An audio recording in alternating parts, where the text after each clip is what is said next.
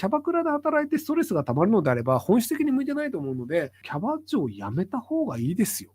ソープで働いてて、貯金が400万円しかないっていう時点で、今すぐ普通の仕事をしてください。バブル時代に採用された社員っていうのは、すべからく無能です。キャバ嬢です。お会計1万5千円で女性を異常に触り放題しているコスパの良い客がいました。店は儲かってないため注意できず、キャバ機に来たら知能が猿以下になる現象は何なのでしょうか。いや、頭いいんじゃない？だって1万5千円で風俗嬢でもない人が触れるっていうのは、多分その人は頭いいですよ。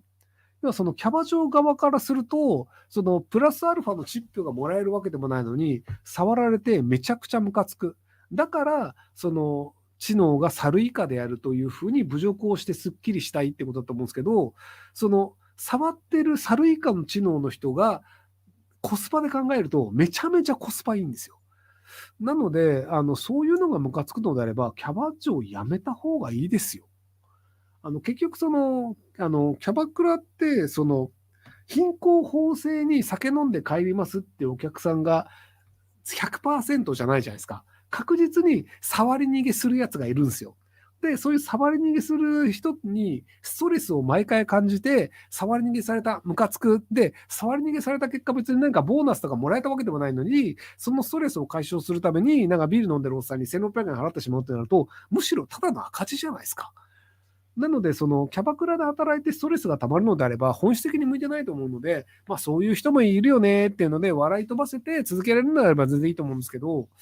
もしなんかストレスが溜まって、こういう仕事どうなのとか、客がどうなのって思うぐらいだったら、別の仕事をした方がいいんじゃないかなと思いますけどね。ソープランドで働く都内在住、マーチ大学中退の女子です。ソープでは大学の頃から働いています。彼氏かっこグレーな職業でいつまで続くかわからない持ちで、将来結婚して子供をさせたいと思っています。30までに今の仕事を辞めたいと思っていますが、社会人力がなくて雇ってもらえるか不安です。どのような職業をすればいいでしょうか。現在貯金は400万ほどです。本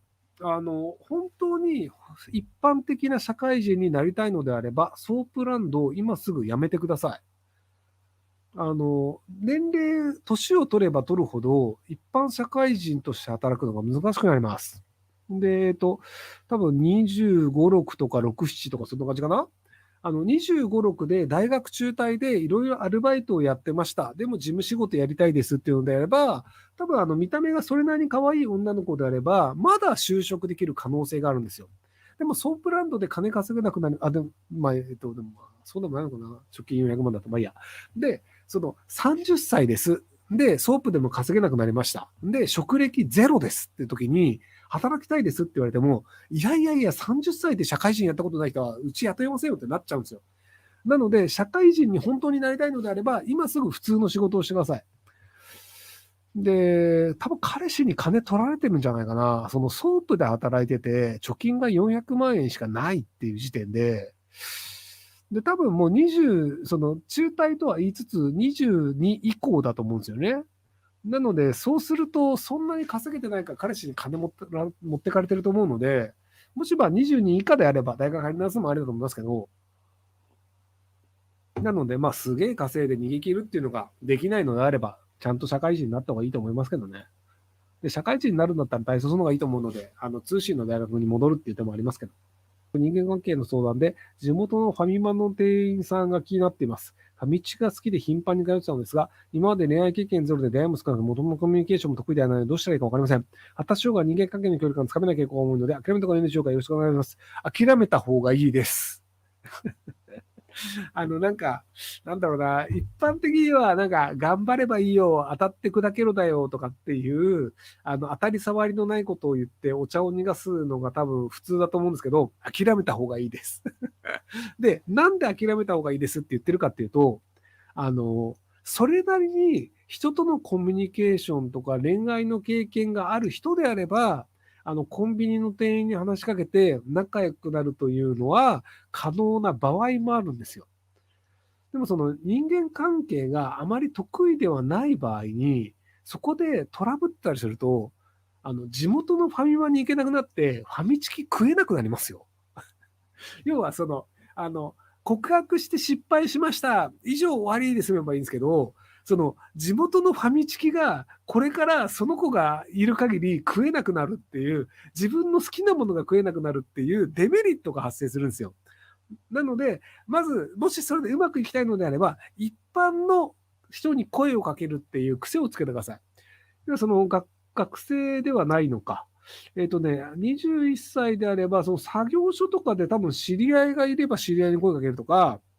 あと、図書館とか、別になんかこの図書館二度と行かなくていいや、みたいなところがあれば、その図書館に来てる人とか、図書館指導さんに話をするとか、その、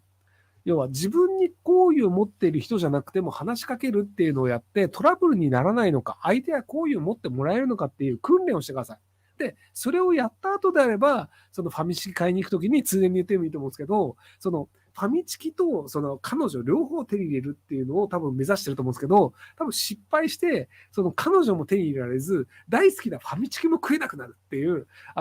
欲しいもの2つが手に入らなくなるっていう最悪な状況になる可能性があるので、まずは人とのコミュニケーションの訓練をしてください。いや、ファミチキ大事じゃないの？いや、なんだろうな、ファミチキ大事ですよ。だから、ファミチキのない人生、要は好きなものって人それぞれで、ファミチキ好きなんですっていう人からファミチキ取り上げたら大変なことになるでしょ？だから別に添加物が多いから好きとか嫌いとかじゃないんですよ。ファミチキが好きなんですよ。僕昔ローソンのウニマヨっておにぎりが好きだったことがあるんですけど、で、割とその毎日のように大学、高校の時は、なんか飯食った後にそのみんなでコンビニ行ってっていう時に、ローソンのその2枚を僕買ってたんですけど、で、みんな言うんですよ。ウニ入ってるわけねえよと。確かその当時130円とかだったんですけど、その130円のおにぎりにウニが入ってるわけないぞと。いや、だろうなと僕も思うんですけど、でも、ウニマヨが好きだったんですよ。だからそれは添加物の味とか、油の味でウニっぽい風味がついてるだけだよとか言われると確かにそうだと思うんですけど、でも僕はウニマヨが好きだったんです。だからそのファミチキも添加物が多かったとしても、ファミチキが好きでいいじゃんって思うんですけどね。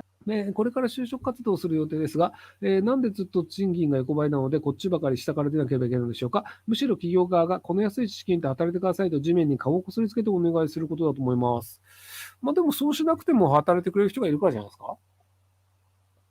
バブルの時代とかって、その若い人が、就職する人数よりも、働いてほしいと思う会社の方が多かったので、なのでバブル時代は内定が決まると、その内定が決まった学生をハワイ旅行に連れてくっていうのをやったらしいです。要は就職活動期間中にハワイに連れてってしまえば、他の就職活動ができなくなってしまうから、結果として内定したうちの会社で働いてくれるよねっていうので、内定決まった人をみんなハワイに連れてって、なんか2週間だか3週間だか、そこでこう、わちゃわちゃとハワイ旅行させるみたいな。なので、むしろ働いてください、お願いしますっていう時代が1980年代はあったんですよ。なので、そういう時代で採用されたバブル時代に採用された社員っていうのは、すべからく無能です。バブル期入社の人って大体無能なんですよ。いや、超絶優秀な人もいるんですけど、基本的にはもう超絶優秀な人は本当にいいとこ行ってて、で、大企業は中堅どころの大企業みたいな、なんか名前は聞いたことあるよね、みたいな、例えば三菱商事みたいなのだったら A クラスだとすると、まあ名前は聞いたことあるよねっていう商社ってあるじゃないですか。で、ああいうところに、本来であれば、まあ今の時代だと多分じゃあ慶応、早稲田とか、上智ぐらいの人が言ってると思うんですけど、バブルの時代って、ああいうところに大同文化大学のやつとかが言ってたんですよ。いや、もっといいところにしたので、本来であれば、なんか C ランク、D ランクぐらいの大学が、なぜかまあ人がいないから、じゃあそういうの取っちゃうよみたいなのがあったりするので、なのでバブル期の社員って大体無能な人がいるんですよね。気をつけてください。はい。